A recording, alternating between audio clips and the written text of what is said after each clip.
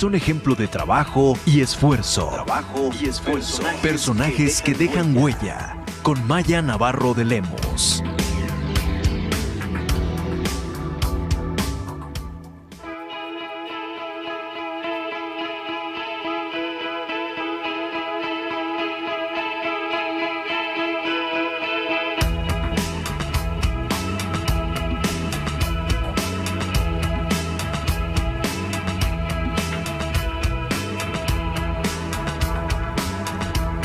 Muy buenas tardes, queridos amigos. Estamos nuevamente en este programa, Personajes que dejan huella, con su siempre amiga Maya Navarro de Lemos, aquí en Radio Mujer, con teléfonos en cabina 31 22 11 90 y 36 47 18 83.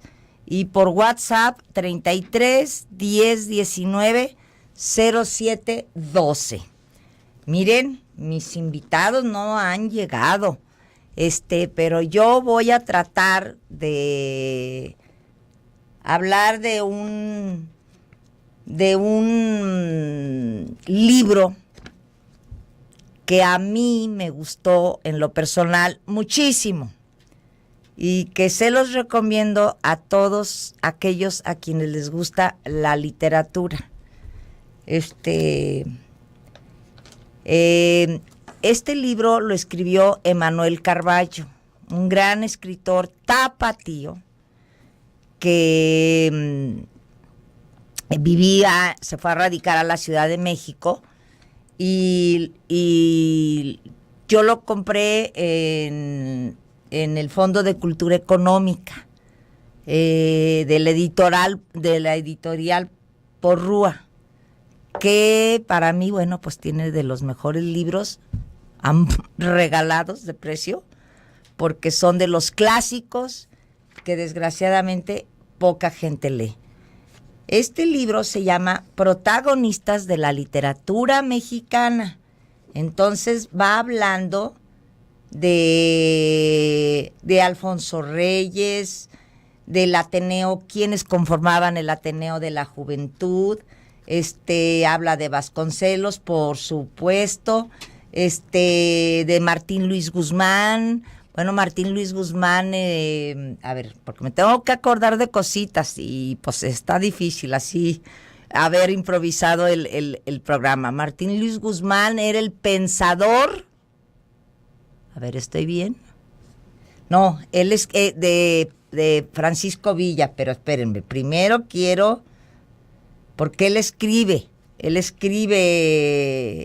libros muy amenos y muy bien escritos sobre acontecimientos de la Revolución Mexicana, y él escribe en especial creo que de Pancho Villa. Bueno, pero cuando vamos hojeando el libro y vamos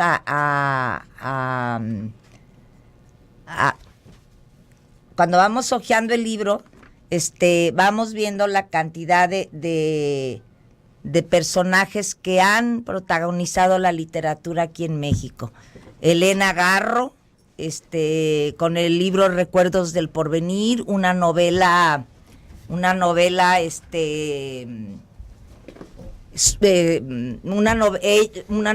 hermosísima, Recuerdos del Porvenir. Ella fue esposa de Octavio Paz, pero ella traía su bagaje personal de lo que ella escribió. Maravillosa escritora. Pero miren qué bueno, ya llegó mi invitado, el arquitecto Salvador Dueñas. Ahora sí vamos a empezar con el tema, arquitecto. Sí, claro, sus órdenes, buenos días. Bueno, vamos a ver, vamos ya, porque yo estuve ahí improvisando acerca de un libro que compré de protagonistas de la literatura mexicana. A ver, ¿qué tema vamos a tocar? Bueno, primero, una disculpa, viene uno a corre. Pues estábamos hablando en el programa anterior que nos invitó, un poquito de la historia de los barrios tradicionales de Guadalajara. Si le parece bien... No, me encanta el tema. Le damos continuidad y seguimos con él. Precioso. Seguimos. Sí, bueno, estábamos hablando en la última ocasión. Nos paseamos por el santuario, por ¿no? la zona del santuario, exactamente. Hay un barrio tradicional que creo yo que es imperdible, no solo para los tapatíos como barrio de identidad para el imaginario popular, sino incluso también para quienes nos visitan de fuera, que es el barrio de San Juan de Dios. Es un barrio fundacional de la ciudad de Guadalajara. Sí. Cuando se asienta ya en su tercera y última fundación, la ciudad de Guadalajara, como todos los asentamientos humanos, tienden a radicarse cerca o a las orillas de un escurrimiento de agua, un río, es lo más práctico, porque pues tienen así la posibilidad de abastecerse de agua para ellos y para sus animales, y pues fue el caso igual para Guadalajara. Y este río del que estamos hablando, pues es el río que hoy conocemos como de San Juan de Dios. El río de San Juan de Dios nace en lo que hoy conocemos como el Parque del Agua Azul. Ahí empiezan los escurrimientos, aunque viene aguas arriba desde la zona del Arenal, ¿verdad? Sí. Estos escurrimientos que nacen ahí en la zona decíamos, de lo que hoy es el Parque del Agua Azul, que poniéndolo un poquito ahí entre paréntesis, el parque como tal, originalmente se le conocía como el Lago Azul, de ahí viene el nombre, el Lago Azul. Ahora lo conocemos como el Agua Azul, pero su nombre original era el Lago Azul. Y ahí había de hecho un pequeño lago, hoy se conserva, pero ya más como una pileta gigante, ya no como un lago, ¿verdad? Sí. Y en esa zona del río de San Juan de Dios se asientan, por ejemplo, los primeros hospitales por los juaninos, que son los que lo instalan en esa zona, y los que lo manejan tratando de proveer un poco de sanidad, de salud para la población. De ahí nace el nombre del barrio, porque ahí se instalan como decía, los juaninos, la orden de los juaninos. Sí, cómo no, sí. También ahí se instala el primer molino de la ciudad de Guadalajara. No. El primer molino, creo que de un señor Saldívar, si mal no recuerdo, por ahí por mediados del siglo XVI, 1550, 1560 aproximadamente, el primer molino para la ciudad, porque hay que recordar que en ese tiempo los molinos no eran con maquinaria, con máquinas o motores a vapor o de energía eléctrica, digamos. ¿Eran de esos de manual? El agua. Entonces el escurrimiento del río era lo que hacía mover las hélices o las aspas para que se pudiera moler el nixtamal o los productos agrícolas que se procesaban ahí. A lo largo del tiempo se instalaron ahí 4 o 5 molinos después, pero el primero fue, como les decía, a mediados del siglo XVI. Entonces este barrio pues tiene la edad que tiene la ciudad de Guadalajara prácticamente, es uno de los barrios originales de la ciudad, el barrio de San Juan de Dios. Y que además a lo largo de la vida de la misma ciudad, pues nos ha otorgado identidad, nos otorga este sentido de pertenencia que es tan necesario. Yo siempre les digo a los muchachos cuando me toca dar clases en la universidad, que el primer paso para defender algo es amarlo. Claro. Usted no puede o no siente la empatía de defender una cosa, un objeto, una persona, si no lo ama. Claro. No sé si estamos más o menos de acuerdo. No, sí. Y para amarlo hay un paso anterior que es conocerlo. Entonces, yo les invito siempre a los chicos en la universidad, en la Facultad de Arquitectura, que se acerquen a sus raíces para que las conozcan. A través del conocimiento las empiecen a amar y luego, por consiguiente, las defiendan.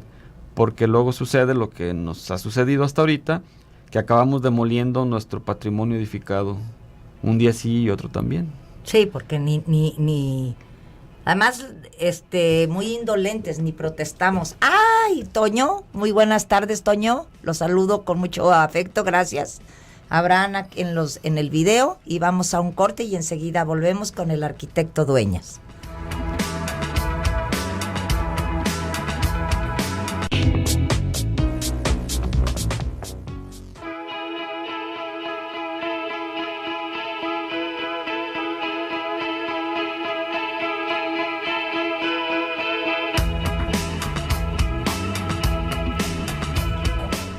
Bueno, pues seguimos aquí en Radio Mujer con el arquitecto Dueñas, hablando de los barrios tradicionales de Guadalajara y estamos hablando un poco del Agua Azul. Del Agua Azul como Sí, el origen de sí, estas aguas sí, cristalinas que le dieron vida a la primer Guadalajara. sí. Y que además era un paseo obligado para las élites de la sociedad tapatía. Oiga, ¿había lanchitas? Sí, claro. ¿Verdad? Sí, claro. Le traigo de hecho a regalar qué bueno. un pequeño trabajo que Qué hicimos ahí en la hermoso. SOGI con algunas fotografías de lo que era originalmente la zona del Parque del Agua Azul. Sí. El Miren río de nomás, San Juan de Dios. era un lagote. Hermoso, hermoso. Y del otro lado estaba el estadio municipal.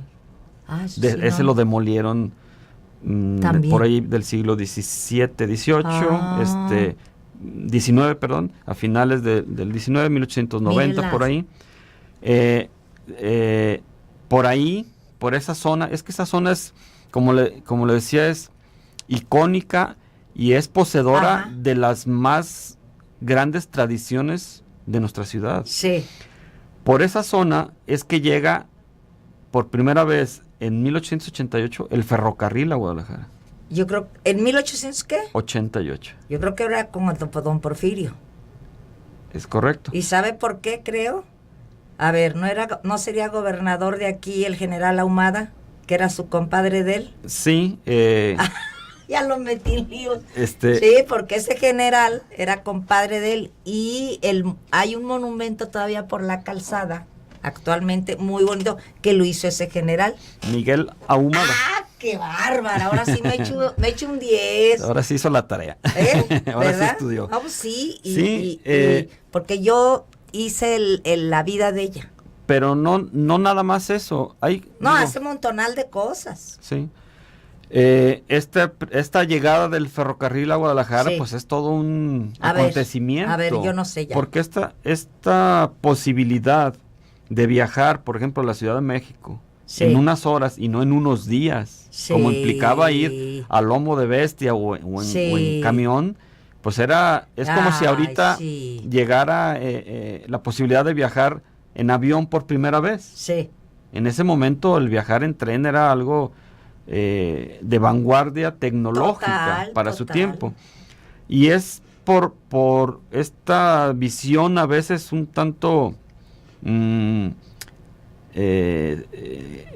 no quiero utilizar una palabra que suene muy fuerte, pero esta visión que a veces tienen los gobernantes de hacer las cosas a su forma o a su modo, Sí. a pesar de que los técnicos les digan que no es lo correcto. Sí. Y me refiero a que precisamente siendo gobernador el señor Miguel Ahumada, Sí. él insiste en que sea en esa zona que llegue el tren y que llegue hasta el centro de la ciudad. Y estaba mal. Pues es que si usted tiene Sí. una visión de planeación urbana, Sí. lo ideal es que este tipo de estaciones o terminales Sí. queden en las orillas de la ciudad. Claro, claro. Pero él insiste en que sea en esa zona. Ajá. Y la primera estación está un poquito más adelante donde está la que actualmente conocemos, que está Sí. en Gobernador Curiel Sí. o la prolongación Calzada Independencia, adelantito de González Gallo. Ajá. Ahí se crea la primera estación de ferrocarriles para la ciudad. Sí. Entonces, por eso le digo que tiene una serie de elementos icónicos de relevancia para la ciudad, para la historia de la ciudad. Conforme va creciendo la ciudad, este rasgo identatario que le da Ajá. el barrio de San Juan de Dios va creciendo Sí. junto con él. Ahí pues podemos encontrar el mercado de San Juan de Dios, podemos encontrar Sí. la plaza de los mariachis, podemos encontrar Sí. los paseos obligados, les decía, de las sociedades, de la alta sociedad de los 1900, principios de los 1900, 1890. Ajá. Ahí iban a hacer sus paseos dominicales, Sí.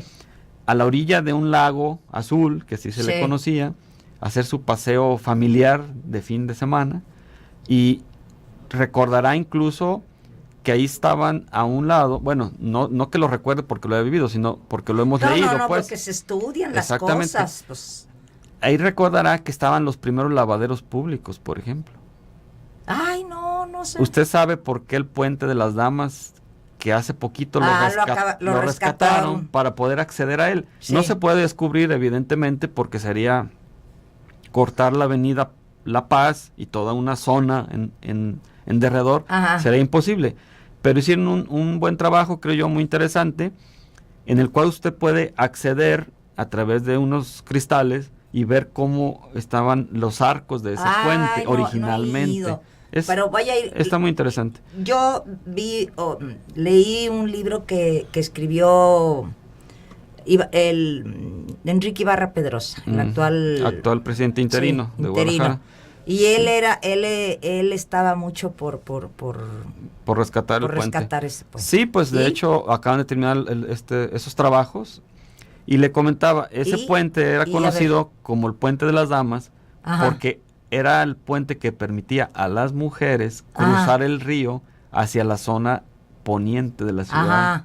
que eran Ajá. originalmente, o en aquellos tiempos, no con la visión de equidad y de igualdad de género que tenemos ahora. Sí. La mujer era quien hacía esos trabajos de limpieza de la ropa, ¿no? Sí. Normalmente, digo, ahora yo lavo mi ropa, por ejemplo, y obviamente colaboramos con los trabajos de la casa, porque Claro, así es, así y como antes debe no, ser. sí. En ese tiempo, pues obviamente no. Entonces, ese puente permitía que las mujeres cruzaran hacia el lado poniente, a utilizar estos lavaderos públicos, hacer sus compras de mercado, porque Ajá. tradicionalmente siempre ha sido una zona de mercadeo. Sí. La zona del mercado, de lo que hoy conocemos pues como el barrio San Juan de Dios, o el mercado de San Juan de Dios, y por eso se le conoció como el Puente de las Damas. De ahí viene el nombre. Y ya más adelante, en los tiempos de don Porfirio, de los que estábamos hablando, cuando se empiezan a generar en algunas partes del país, en diferentes partes del país, esta idea afrancesada o europeizada del trazo de la ciudad, con grandes ejes que no nada más permitían el flujo de las carretas o de los tranvías, sino también de las personas, y de la utilización del espacio público como un espacio de recreo para las personas. Uh-huh. Se empiezan a generar estos grandes paseos, como el Paseo de la Reforma de la Ciudad de México, al estilo de las grandes capitales europeas. Uh-huh. Bueno, pero el Paseo de la Reforma de México lo hace Maximiliano, ¿eh? Sí, bueno, pero es en la ciudad de Guadalajara que se trata de replicar esto a través de la calzada Independencia, que hoy conocemos como la calzada Independencia. Sí. Ahora en ese tiempo, insisto que... pues por eso le llega la... Sí, no, perfecto, yo lo entendí. Digo, no es que sea contemporáneo, sino lo cito como una referencia. Sí. No, pues el kiosco, el que está enfrente del Palacio de Gobierno, pues ese lo trajo don Porfirio. Francesado totalmente. Con las cariátides con una idea o una visión que tenía él de lo que era la difusión de la cultura, independientemente de la interpretación que le quiera dar cada quien, si fue correcto o no, era como su visión o su idea de permear esta cultura francesa en la sociedad, y como una forma de congraciarse en ese tiempo con don Porfirio, se planea esta gran calzada que llevaría el nombre originalmente de Porfirio Díaz. ¿Pero cuál? La calzada Independencia. Nada más que ese gusto les duró apenas unas cuantas semanas. Pues sí, luego le vi. Porque en 1910 estalla la revolución. Sí. Entonces, la calzada, que hoy conocemos como la calzada de Independencia, llegó a tener, quizás por unas semanas, unos meses, el nombre de calzada Porfirio Díaz. Ah, mire, yo no sabía. Y la idea era generar un gran paseo, Sí. a partir desde el Parque Agua Azul, Ajá. hasta la zona de las barrancas, Sí. no de la barranca de Huentitán, de las barrancas que la semana antepasada platicamos, de lo que hoy conocemos como Alcalde Barranquitas. Sí. Entonces era unir lo que en ese tiempo era la orilla de la ciudad, Ajá. esta zona de las barranquitas hacia el poniente del santuario, con el paseo del Parque Agua Azul. Ajá. Era toda una calzada que permitía, como le comentaba, este uso del espacio público desde una visión ya no solo de movilidad para los vehículos, para los transeúntes, sino del disfrute del espacio público y de una forma de darle identidad a la ciudad.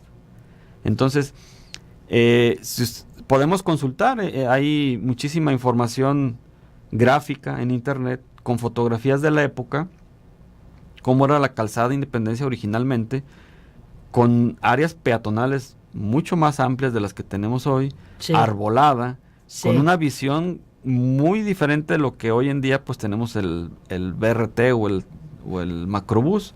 Ay, sí. Y cómo desgraciadamente hemos ido Sí, perdiendo en favor del automóvil nuestros Sí, espacios públicos.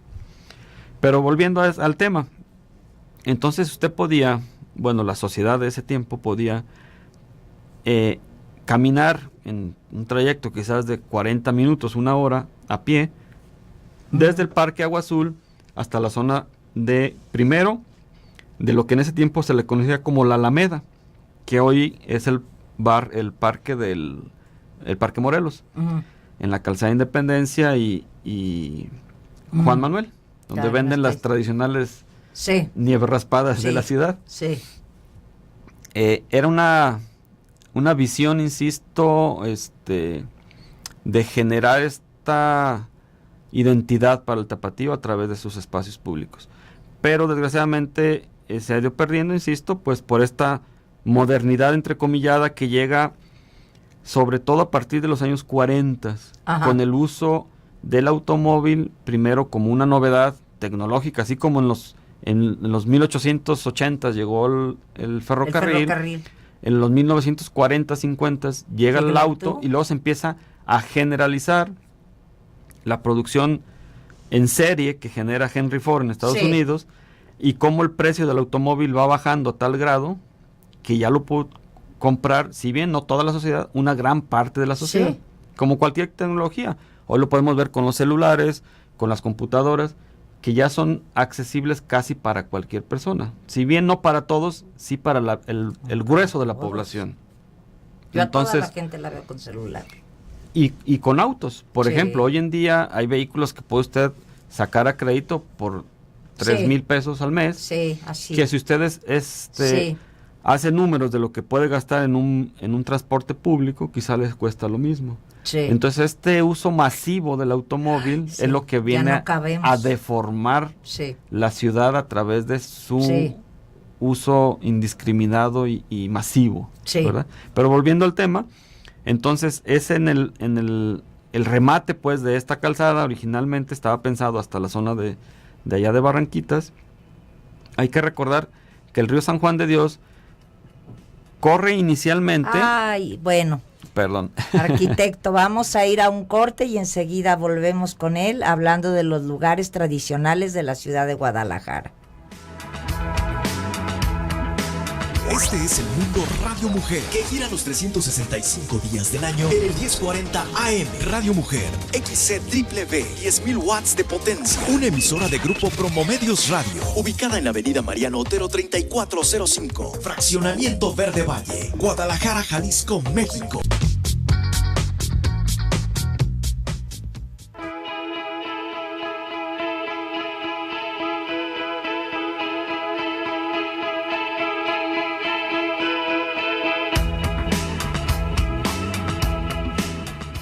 Bueno, pues estamos nuevamente aquí con el arquitecto Salvador Dueñas, recordando la vieja Guadalajara y pues cuánto patrimonio se ha perdido de la ciudad. Pues algunos, a ver, no sé qué opine usted, algunos serían inevitables, pero otros podían haberse salvado. Como digo, pues va uno a Europa, y como dice usted, y sin ir, pues con ver los libros, y ve usted las casas antiguas, y arriba ya los edificios, arriba de esa casa antigua el edificio moderno, no destruyen todo. Sí, en materia de conservación del patrimonio hay diferentes visiones, y creo yo que una medida... Miren nomás la calzada, qué hermosa. Sí, una medida muy inteligente y que permite la conservación de este patrimonio es el reuso de la arquitectura o del patrimonio edificado en otros usos.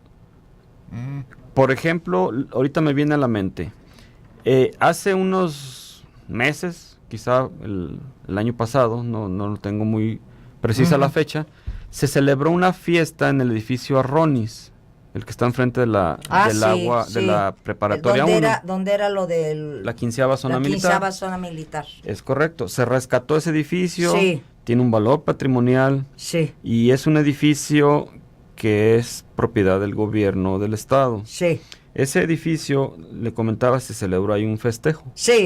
Y mucha gente... Han hecho varios. Que está en esta cuestión del patrimonio, pero que es, desde mi punto de vista, muy fundamentalista, se rasgó las vestiduras y puso el grito en el cielo diciendo que por qué se había permitido que se rentara para festejos privados. También pasó con el Cabañas. Igual pasa con el Cabañas. Yo creo que un edificio arquitectónico no es una obra de arte como una escultura.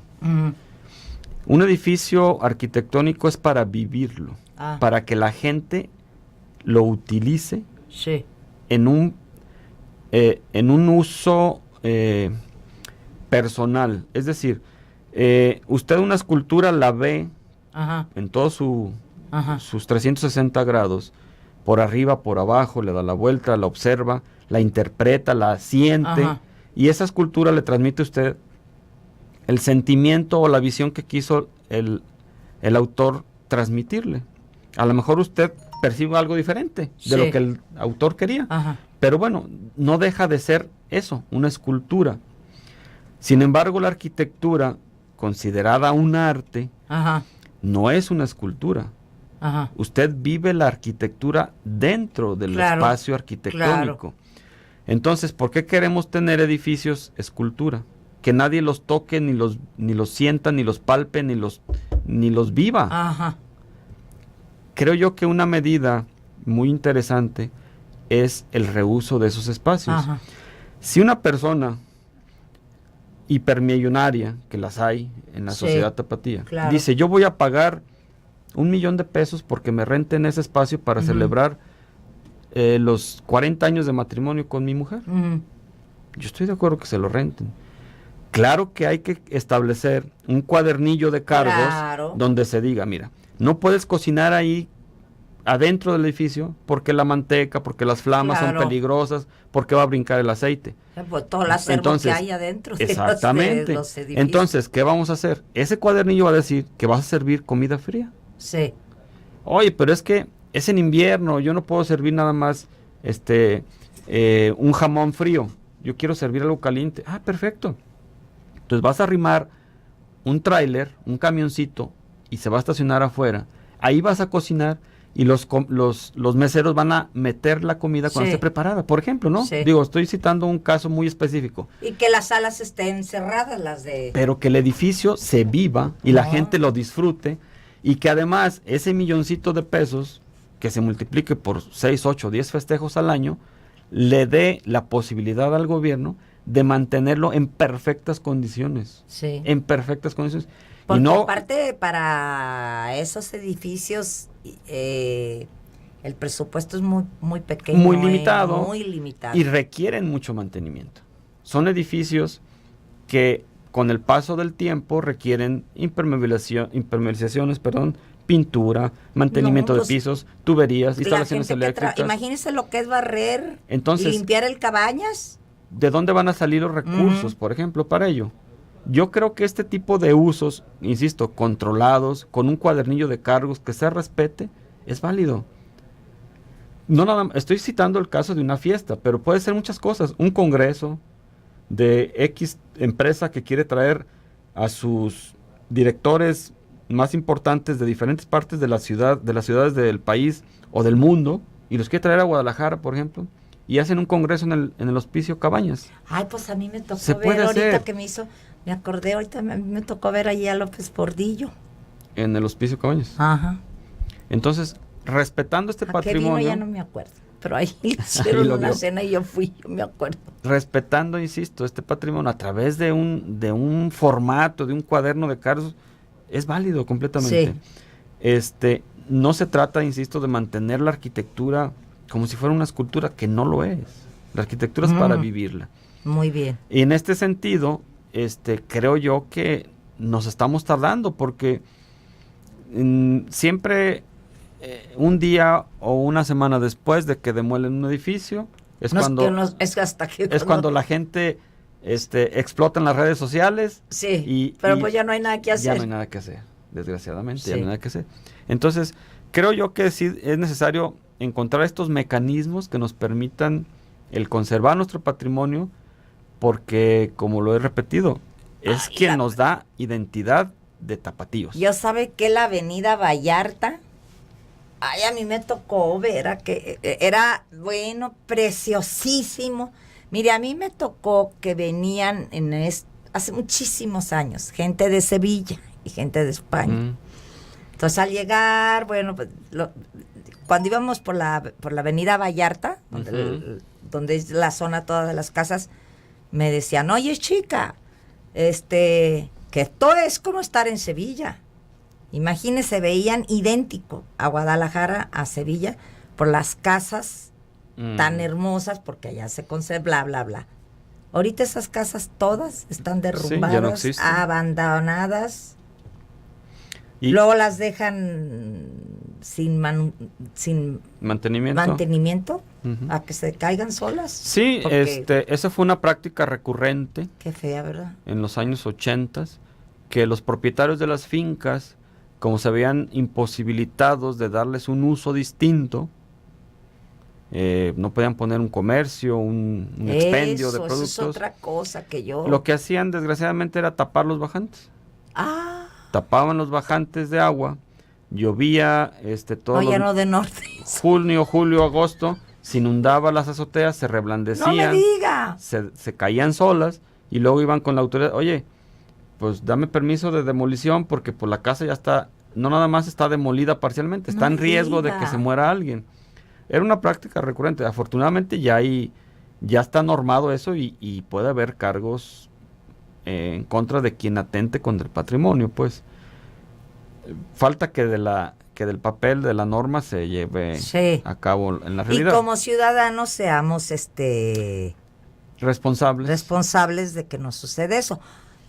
Ese yo creo que para eso necesitaríamos otro programa, porque también si a esas personas les dan el uso de que puedan poner negocios de, qué sé yo, hotelitos o barecitos, o yo no sé, no tengo idea, librerías o algo, porque también sostener una casa no es tan fácil. Sí, por eso le digo que esta visión de quienes opinan que la arquitectura el patrimonio edificado debe permitírsele darle el uso para lo que fue creado, o sea, que las personas lo puedan utilizar como tal, creo que es la más acertada, insisto, siempre y cuando sea normado, con apego a derecho y con cuidado de lo que es, porque no deja de ser patrimonio cultural edificado de nuestra ciudad.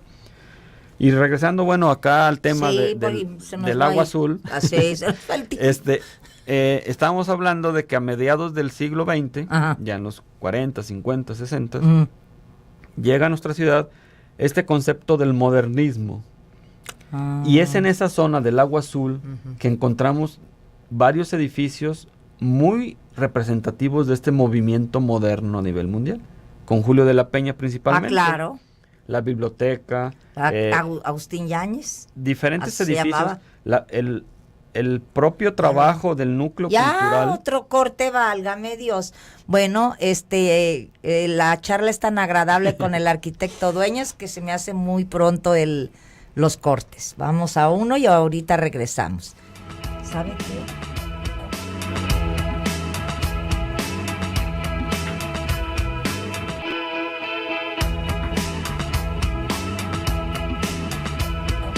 Bueno, pues seguimos con el tema porque ya es el último corte, con usted se me va el tiempo muy rápido, con el arquitecto Salvador Dueñas. Estamos, que entra la intervención de don Julio de la Peña. Sí, pues llega el movimiento moderno a la ciudad de Guadalajara y le comentaba pues el núcleo cultural. Él hace la biblioteca, ¿verdad? La Agustín Yáñez por ahí. Todo este concepto de la modernidad que llega a la ciudad de Guadalajara, o si no todo, bueno, en buena medida es responsabilidad de don Julio de la Peña. Sí.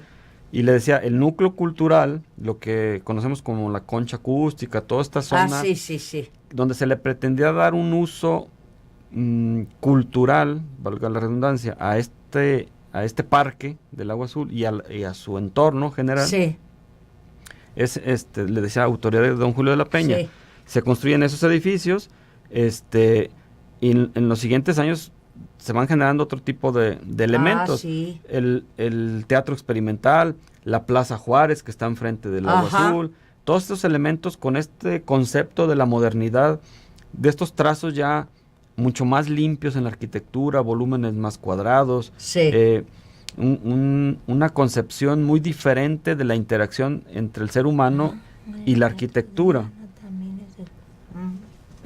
El Teatro Diana, por ejemplo, está leyendo usted aquí el documentito de don Julio de la Peña. Entonces se genera toda una zona en torno de este parque que para mi gusto es una zona desaprovechada, urbanísticamente hablando. Sí. Hace unos días leí que el edificio de pensiones del Estado que lo están recuperando. Lo están recuperando. Me parece acertadísimo. Ay, sí. Es una zona, insisto, que tiene valores culturales. Es muy bonita. Patrimonio edificado. Tiene vialidades como González Gallo, como la Calzada Independencia, Gobernador Curiel. Tiene acceso en 3 minutos al centro de la ciudad.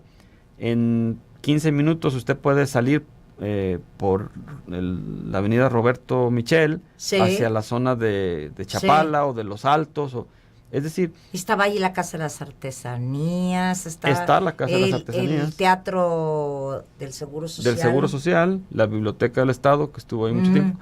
Es decir, ya está ahí un museo chiquito un museo de sitio entonces, creo yo que podría dársele una revitalización a la zona, induciendo de nuevo vivienda para que la gente recupere los espacios. Hace ratito, fuera del aire, estábamos hablando de cómo el proyecto de la plaza, perdón, se me fue el nombre, que se pretendía ligar visualmente los Piso Cabañas con el centro de la ciudad. La Plaza Tapatía, perdón. Fue un fracaso en su resultado. El concepto quizás llegó a ser bueno como tal, pero en la práctica es que no funcionó. Hay muchísimos locales abandonados en la Plaza Tapatía. A las 8 o 9 de la noche ya es peligroso andar por ahí, por ejemplo. Y creo yo que lo hubieran hecho vivienda. Es muy pertinente, claro, sí. Cuando usted induce vivienda en una zona, yo estoy de acuerdo, genera ojos que están al pendiente de lo que está sucediendo en las calles. Yo estoy de acuerdo. Decía la urbanista norteamericana Jane Jacobs que las ventanas de las viviendas generan más seguridad. Claro. Que instrumentos, por ejemplo, programas policíacos. Claro. Porque la gente está al pendiente de lo que está pasando. Entonces, un local comercial cierra a las 6, a las 7, se va y aquello queda completamente tierra de nadie. Mientras que la vivienda todo el tiempo está habitada y eso permite generar seguridad. Entonces, de acuerdísimo. Entonces, yo siempre he pensado eso. Creo yo que si se induciera en parte de estos edificios de la Plaza Tapatía vivienda, se revitalizaría toda la zona. Claro, y hasta el centro, porque luego, no sé usted como arquitecto la visión, a la hora que se hacen se usa ir a estas plazas comerciales, el centro de la ciudad quedó abandonado. Si volvieran a revitalizar, que las gentes vivieran en el centro, volvía el centro a tomar esplendor. A tomar vida, sí, claro. Uno de los impedimentos en parte es estas restricciones que a veces resultan un tanto obtusas o cerradas. De lo que hablábamos de las autoridades en materia de conservación del patrimonio. Que no quieren que se toque la... Cierto. Digo, claro que hay que respetar, es nuestro patrimonio y es nuestra identidad. Hay que respetarla, hay que cuidarla. Pero no quiere decir que no se pueda darle un uso diferente. Sí. O sea, no pasa nada. Simplemente hay que hacerlo bien, con cuidado, con las reglas bien claras, de forma pertinente y se puede inducir vivienda, claro que sí, ¿por qué no? No pasa nada. Insisto, la arquitectura es para vivirla y usarla. No es escultura, ¿verdad? Muy bien, muy bien. Entonces, pues regresando a la zona, ya a finales ya del siglo XX, en los años 80, 90, quizás algunos de mi edad, yo soy cincuentón, recordarán que en el Agua Azul estuvo el zoológico de Guadalajara.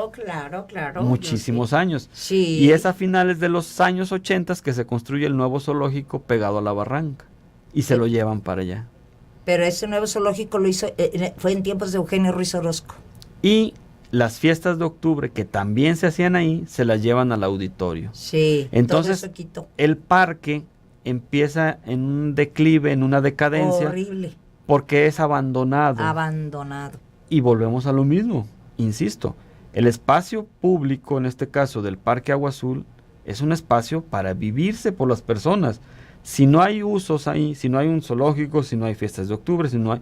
Entonces la gente no va, la gente se aleja. Claro. Y luego lo abandonan en su mantenimiento. Sí. Está sucio, está decaído, hay inseguridad. Totalmente de acuerdo. La gente no va.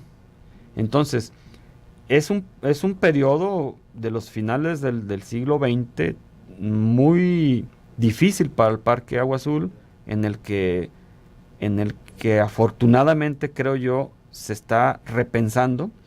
Hace unos años se revitalizó, se remozó en la concha acústica y se le está empezando a dar otros usos. Con el arquitecto Ibáñez, ¿no fue? Creo yo que fue Alfredo Hidalgo. No, entonces no estoy me haga seguro, caso a mí. Pero quizás sería en porque equipo. Él hizo algo muy bonito en el Agua Azul porque tenía la misma visión. ¿El papá o el hijo? No, pues el arquitecto Eduardo Ibáñez ya murió. Sí, ya acaba, bueno, no acaba, pero hace unos años. Sí, lo que pasa es que también los hijos son... uno de los hijos creo que es arquitecto, el papá. Y él también le tenía mucho cariño al Parque Agua Azul. Y a la ciudad, sí. Y a la ciudad, además, sí, claro que sí. Entonces, en esos años... Vea qué belleza. Está viendo aquí la señora Maya una fotografía con los animales cuando estaba el zoológico Guadalajara en el Agua Azul. Y yo creo que esto sí se puede rescatar. De hecho, en los años 90 se le dio también una pequeña remozada cuando hicieron el mariposario y el aviario. Ese fue el que hizo. El arquitecto Ibáñez, el mariposario. Es que hace poco el arquitecto Hidalgo remozó la concha acústica. Y ahorita ya se puede utilizar. Y era rete bonito era la concha acústica. Claro. Se sentaba ahí uno gratis a ver los eventos que había. Así es. Las gentes con sus familias, con las nieves, todo lo que vendían. Yo estaba muy chiquillo, pero yo recuerdo que mis hermanas mayores pedían permiso a mis papás para ir a los domingos a la concha acústica. Porque se presentaban grupos, obras de teatro. Era un ambiente familiar, sano.